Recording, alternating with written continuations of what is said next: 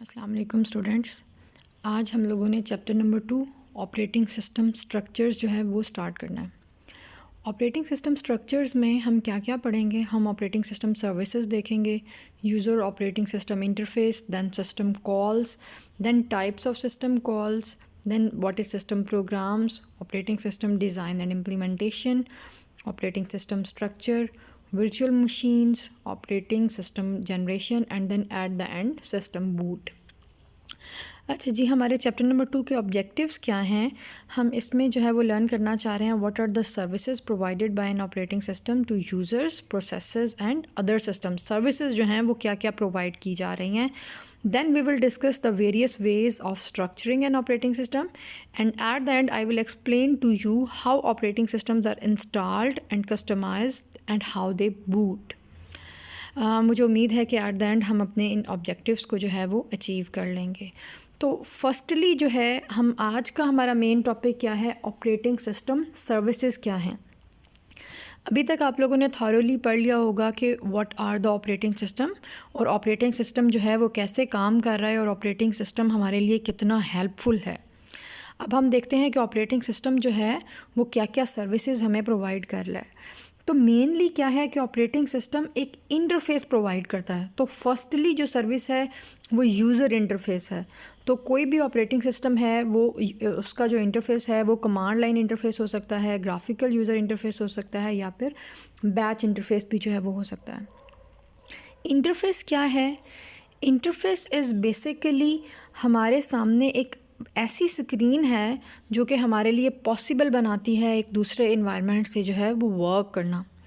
In general लें हम तो जनरली हम इंटरफेस क्या कह रहे होंगे? Like there is a room.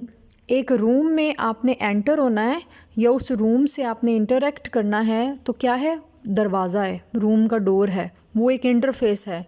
यानी कि आप उस रूम में डोर के थ्रू जो है वो इंटरेक्ट कर रहे हैं। तो ऑपरेटिंग सिस्टम क्या है? वो हमें एक इंटरफेस प्रोवाइड कर रहा है। आपके सामने एक ऐसी स्क्रीन आ रही है जिसके थ्रू आप क्या है, आप कंप्यूटर वर्ल्ड से इंटरेक्ट कर रहे हैं। हमारा कंप्यूटर सिस्टम क्या है, हमारे हार्डवेयर्स क्या हैं, हमारा इंटरनली काम किस तरह से हो रहा है, वो सब कुछ हम किस तरह से मैनेज कर रहे हैं थ्रू एन इंटरफेस। और वो इंटरफेस हमें कौन प्रोवाइड कर रहा है? Operating system. हमारे सामने एक ऐसी स्क्रीन आ रही है जिसकी हेल्प से जो है वो हम अपने सारे टास्क जो हैं वो परफॉर्म कर रहे हैं। ये इंटरफेस क्या है? हमें एक कन्वीनियंट मैनर, हमें एक आसान सा जो है हमारे सामने एक इस तरह की चीज़ आ रही है जिसके थ्रू जो है हम वेरी इजीली, वेरी कन्वीनियंटली जो है अपने कंप्यूटर को ऑपरेट कर रहे हैं। ऑपरेटिंग सिस्टम जो है वो फर्दर हमें क्या सर्विसेज प्रोवाइड कर रहा है? Program execution. ये प्रोग्राम को जो है वो एग्जीक्यूट करवा रहा है। प्रोग्राम एग्जीक्यूशन क्या है? आपका कोई भी प्रोग्राम है, it must be loaded into memory and it has to be perform some actions till the completion. आपने कुछ भी जो है अपने एक कीबोर्ड से बटन प्रेस किया तो उसकी एग्जीक्यूशन भी क्या है कि आपकी वो कमांड, आपका जो वो प्रोग्राम था वो मेमोरी में लोड हो रहा है। वो मेमोरी में लोड होने के बाद उस प्रोग्राम को एग्जीक्यूट किया जा रहा है। आपकी प्रोग्राम की एग्जीक्यूशन को प्रॉपरली जो है वो हैंडल किया जा रहा है। आपको जो रिसोर्सेज चाहिए उस प्रोग्राम के लिए वो प्रोवाइड की जा रही हैं। प्रोसेस सिंक्रोनाइजेशन होती है, प्रोसेस कम्युनिकेशन होती है। तो आपके एक प्रोग्राम की फुली जो एग्जीक्यूशन है, यहाँ तक कि वो प्रोग्राम कंप्लीट होकर मेमोरी से ख़त्म हो जाता है, ये पूरा प्रोग्राम एग्जीक्यूशन ऑपरेटिंग सिस्टम हम इसके थ्रू जो है वो कर रहे होते हैं। ये ऑपरेटिंग सिस्टम हमें ये सर्विस प्रोवाइड कर रहा होता है। यानी कि यूज़र इंटरफेस, फर्स्टली हमारे सामने वो स्क्रीन आई जिसकी हेल्प से हमने अपने कंप्यूटर से इंटरेक्ट करना शुरू किया। उसके बाद आपने कोई फ़ाइल ओपन की, आपने कुछ भी ओपन किया, आपने कोई भी काम जो है वो स्टार्ट किया, आपका कोई भी प्रोग्राम रन होना स्टार्ट हुआ, तो वो प्रोग्राम एग्जीक्यूशन जो है वो ऑपरेटिंग सिस्टम ने उसको परफॉर्म किया। Then IO operations. IO operations क्या हैं? इनपुट आउटपुट ऑपरेशंस हैं।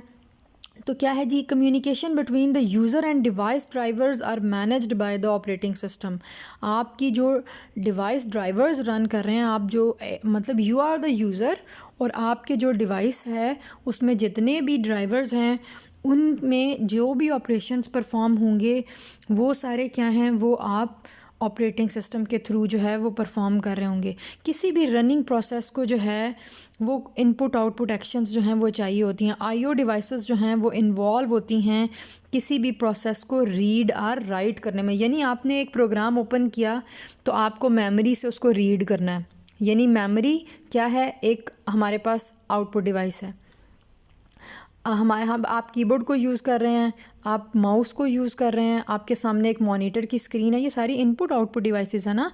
तो आपका हर एक्शन में इनपुट आउटपुट डिवाइसेस जो हैं वो इन्वॉल्व होती हैं। तो इनपुट आउटपुट डिवाइसेस को जो है वो सारे ऑपरेशंस जो हैं जब जब जो भी डिवाइस चाहिए होती है वो प्रोवाइड करता है ऑपरेटिंग सिस्टम। तो ऑपरेटिंग सिस्टम जो है वो इनपुट आउटपुट ऑपरेशंस परफॉर्म कर रहा है। Then file system manipulation. What are the files? The collection of related information which represent some content is known as a file. एक फ़ाइल जिसमें एक related information है, वो एक पूरी कंप्यूटर की फ़ाइल्स जो हैं वो मौजूद हैं और उन फाइल्स को जो है वो स्टोर किया जाता है मैग्नेटिक डिस्क पे या सीडीज़ पे, डीवीडीज़ पे, मैग्नेटिक टेप्स पे या आपकी हार्ड डिस्क में जो है वो फ़ाइल स्टोर हैं। तो आपकी जो फ़ाइल सिस्टम है, फ़ाइल सिस्टम यानी आपने डिफरेंट फ़ोल्डर्स बनाए हुए हैं। आसान लैंग्वेज में हम कह सकते हैं कि आपके डिफरेंट फ़ोल्डर्स हैं या कंप्यूटर के पास डायरेक्टरीज़ होती हैं। तो आप उस फाइल सिस्टम को जो है वो यूज़ कर रहे होते हैं with the help of N operating system. तो ऑपरेटिंग सिस्टम क्या है, आपको एक्सेस देता है किसी भी प्रोग्राम को। फ़ाइल को आप रीड कर रहे हैं, आप फ़ाइल को जो है वो राइट, किसी भी फ़ाइल में जाके राइट कर रहे हैं, आप रीड कर रहे हैं। You can create file, you can delete file, you can update file. आप अपनी फ़ाइल का जो है वो बैकअप ले रहे हैं। आप अपनी फ़ाइल सिस्टम की फुली जो है, या आसान लैंग्वेज में आप इसको फ़ोल्डर्स कह लें, और आप कंप्यूटर की लैंग्वेज में जो है इसको फ़ाइल सिस्टम कह लें, या फिर आपके पास जो हैं वो डायरेक्टरीज़ बनी हुई होती हैं। तो आपकी फ़ाइल सिस्टम का सारी सर्विसेज जो हैं वो हमें ऑपरेटिंग सिस्टम प्रोवाइड करे। अगर हम इसको वन बाय वन देखें तो यूज़र इंटरफेस से आपने स्टार्ट किया, यूज़र इंटरफेस के बाद आपने कोई प्रोग्राम स्टार्ट किया, प्रोग्राम एग्जीक्यूशन हो गई। प्रोग्राम की एग्जीक्यूशन में इनपुट आउटपुट ऑपरेशंस इन्वॉल्व होते हैं। तो इनपुट आउटपुट डिवाइसेस इन्वॉल्व थी, तो इनपुट आउटपुट ऑपरेशंस हो रहे हैं। उसी में फिर आपको फ़ाइल सिस्टम की जो है वो मैनिपुलेशन चाहिए। आप कोई भी जो है वो फ़ाइल सिस्टम को यूज़ कर रहे हैं तो आपका फ़ाइल सिस्टम, यानी कि किसी भी टास्क को परफॉर्म करने के लिए ये सारे पार्ट्स जो हैं वो इन्वॉल्व होंगे ना। यानी आप जब एक प्रोग्राम को कंप्लीट करेंगे तो उसकी कंप्लीशन तक ये सारी हम इन सारे स्टेप से गुजरेंगे। अच्छा जी, फिर फर्दर क्या है, आप कम्युनिकेशंस हो रही हैं। डिफरेंट प्रोसेसेस जो हैं वो एक दूसरे के साथ कम्युनिकेट करते हैं। टू प्रोसेसेस जो हैं वो एक दूसरे से कम्युनिकेट कर रहे होते हैं। तो कम्युनिकेशन क्या है, वो बिटवीन द प्रोसेसेस भी हो सकती है। ये भी हो सकता है कि एक कंप्यूटर में, यानी कि एक सेम प्रोसेसर के पास जो हैं वो एक प्रोग्राम के दो पार्ट्स हैं, तो हमारे पास जो है वो मौजूद हैं, उसमें हमें कम्युनिकेशन चाहिए। या फिर एक कंप्यूटर को अपने एक्शंस को या अपने टास्क को कंप्लीट करने के लिए जो है वो एक और प्रोग्राम की ज़रूरत है। वो नेटवर्किंग के थ्रू जो है वो दूसरे कंप्यूटर से जो है उस प्रोग्राम में कम्युनिकेशन के थ्रू जो है वो उसको कंप्लीट करवा रहा है। तो कम्युनिकेशन जो है वो इन्वॉल्व होगी। और अगर प्रोसेसेस को जो है वो कम्युनिकेट करना है सेम कंप्यूटर में या बिटवीन कंप्यूटर्स, तो ये हम शेयर्ड मेमोरी या फिर जो है ऑपरेटिंग सिस्टम में पैकेट स्विचिंग वगैरह आप आगे पढ़ेंगे, उसके थ्रू जो है हम प्रोसेसेस को कम्युनिकेट करवा रहे होते हैं। अच्छा जी, प्रोसेस की कम्युनिकेशन के बाद फिर क्या है, एरर डिटेक्शन। आपके प्रोग्राम में अगर कोई एरर आ जाता है, ऑपरेटिंग सिस्टम के पास एक पॉसिबल एरर्स की कंप्लीट लिस्ट मौजूद होती है। यानी ऑपरेटिंग सिस्टम को जो है वो ऑलरेडी पता होता है कि इसमें पॉसिबल एरर्स क्या आ सकते हैं और उन पॉसिबल एरर्स को कैसे हैंडल करना है, वो भी ऑपरेटिंग सिस्टम को ऑलरेडी जो है वो पता है कि अगर ये एरर आएगा तो इसमें जो है वो क्या अप्रोप्रिएट एक्शन जो है वो लेना है। और अगर कोई ऐसा एरर आ जाता है जो ऑपरेटिंग सिस्टम को नहीं पता, यानी ऑपरेटिंग सिस्टम की लिस्ट में या उसकी लाइब्रेरी में वो एरर जो है वो मौजूद नहीं था, दिस इज़ समथिंग न्यू, तो ऐसी सिचुएशन में क्या होगा कि अगर कुछ न्यू आ रहा है तो ऑपरेटिंग सिस्टम क्रैश भी कर जाते हैं। हम देखते हैं कि ऑपरेटिंग सिस्टम जो है वो स्टक हो जाते हैं, वो क्रैश कर जाते हैं। तो it means that there is something new happening which operating system already not known. तो ऑपरेटिंग सिस्टम की जो है वो एरर डिटेक्शन जो है वो की जा रही होती है। डिबगिंग की फैसिलिटी जो है वो प्रोग्रामर्स को उसको यूज़ कर रहे होते हैं to make an appropriate program, या फिर अच्छी एक प्रोग्रामिंग के लिए जो है वो एरर डिटेक्शन की जा रही होती है। अच्छा जी, फिर रिसोर्स एलोकेशन, क्योंकि हमारे जो अभी क्या है मल्टीटास्किंग ऑपरेटिंग सिस्टम्स हैं। ऑपरेटिंग सिस्टम एक वक्त में एक से ज़्यादा टास्क जो है वो परफॉर्म कर रहा होता है। मल्टीटास्किंग का मतलब है कि एक से ज़्यादा टास्क परफॉर्म कर रहे हैं, तो हर टास्क जो है उसको इनपुट आउटपुट ऑपरेशंस चाहिए, उसको फाइल्स चाहिए, उसको कोई हार्डवेयर रिसोर्स चाहिए। तो रिसोर्स एलोकेशन जो CPU स्केजुलिंग के थ्रू या डिफरेंट स्केजुलर्स होते हैं जो कि इन डिफरेंट टास्क को जो है वो एक दूसरे के साथ कम्युनिकेट कर रहे होते हैं, यानी कि CPU साइकिल्स या मेन मेमोरी या फिर स्टोरेज डिवाइसेस जो हैं वो 1 बाय 1 सबको एलोकेट की जा रही होती हैं। अगर एक वक्त में 3 प्रोग्राम रन कर रहे हैं तो 1 बाय 1 सबको CPU साइकिल्स मिल रहे हैं, 1 बाय 1 सबको मेन मेमोरी में जो है वो स्पेस मिल रही है, उनको फाइल स्टोरेज सिस्टम जो है वो लिया जा रहा है। लेकिन ये सारा काम रिसोर्स एलोकेशन इतना क्विकली हो रहा होता है कि आपको जो है वो आपको पता नहीं चल रहा होता है कि बीच में जो है वो कुछ टाइम के लिए ये रिसोर्स जो है वो इसके पास मौजूद नहीं था, तो वो प्रोग्राम जो हैं वो उसी तरह से कन्वीनियंटली रन कर रहे होते हैं। अच्छा जी, रिसोर्स एलोकेशन के बाद accounting, to keep track of which users use how much and what kinds of computer resources.